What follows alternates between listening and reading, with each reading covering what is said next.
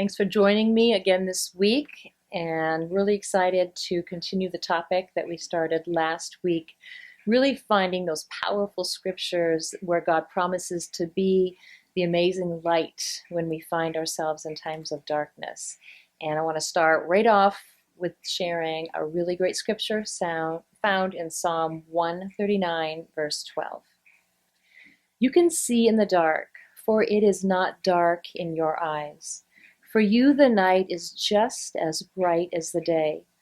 Darkness and light are the same to your eyes. This scripture really should be an encouragement to us, a place of great hope. Because even when everything seems dark around us and we can be afraid and feel alone, this scripture is a promise, and promises are meant so that God can fulfill them in our lives, keep them for us when we need them. And this promise is all about who God promises to be in our times of darkness.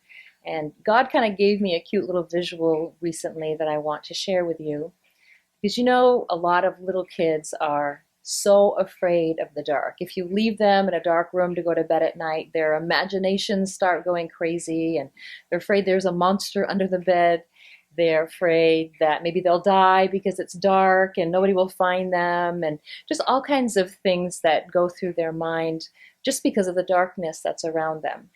Now, if you put their parent in that same room, they're not going to view darkness the same way.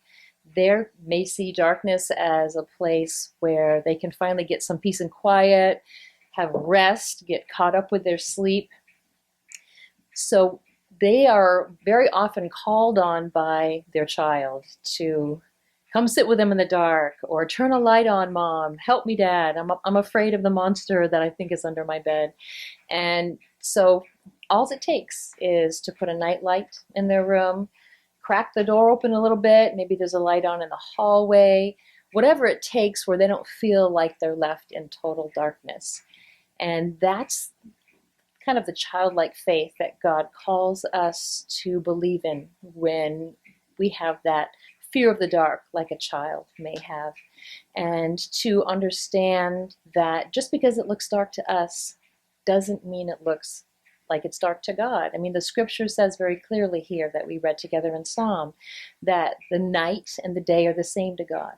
Darkness and light are the same to him. All God has to do is enter a room. It could have been totally devastating, totally dark, but with him, now there's new light and there's new life and there's new hope. So I want to challenge you today and throughout the week to find those scriptures in the Bible on light and begin to pray those in your heart and thank God through those scriptures for the light and the hope that he promises to be for each one of us today.